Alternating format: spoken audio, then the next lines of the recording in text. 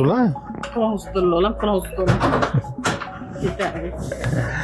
80 ming yıllık Kektaş Örpüsü'nün filmleri nayet kızgan dostlar. Bu filmni ko'rib bakka yaqtıgan dostlarımız İlkas rayoniga men nayet yaqtıdım, men ko'rdim deb yezib qo'shib tutganmanglar. Buning davomini qachon ishlaysizlar deb nurg'un turdashlarimiz inkos qoldirib kelsizlar. Biz necha vaqtda mush xizmat oldirashligi bilan vaqt chiqaramay yaqinda yana 15 qism davomini suratga to'liq ep bo'ldik. Surat kelish jarayoni to'liq oxirlashdi. Pat arada şu filmning davomini yo'llaymiz. Endi ma filmni ish qildik deganda, ma filmni avatdagi do'stlarimiz qildik. Avatda şu Kevser limonning eg'irlik ko'tarish faoliyatini ertadan boshlamoqchi. Qanday ko'taramiz degan do'stlarimiz, balki bu filmni nurg'ullarni ko'rib bilib bo'ldinglar.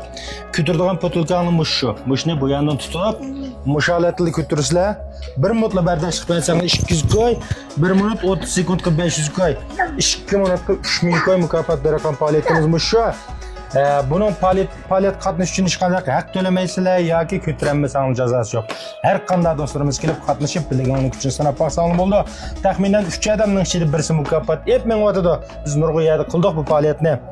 Shunga mushu faoliyatga qanday qatnashmaydigan do'stlar, faoliyatga qatnashishning birdan-bir sharti siz faqat Kevser limon ichimligidan bir potiga tutib turib, 2 yudum ichayotgandan keyin men Kevser limon eg'irlik ko'tarish musobaqasiga jang e'lon qilaman deb filmdan birini ishlab do'yin yoki shipinga yo'llayotgandan keyin biz faoliyat o'rlashga o'rinliq bo'lsangiz bo'ladi. Film yo'llab bo'lgandan keyin nerede qatnashishni bilmayotgan do'stlarimiz, Avat Night'ga do'stlar diqqat qilinglar. 132 7909 73 73 Mushu nomer bilan aloqa qilish orqali faoliyat o'rnini bilib olsangiz bo'ladi. Avatning har qaysi yezi bozorlariga chiqib, hamma yerda faoliyat o'rinlashtiramiz. Bundan so'ng Avatdagi do'stlarimiz mush faoliyatga qatnashib, biligimning kuchini sinab ko'rsam bo'ladi degan do'stlar, hozirdan boshlab harakat qilib, bizga jangilar filmini darrol yo'llasangiz bo'ladi.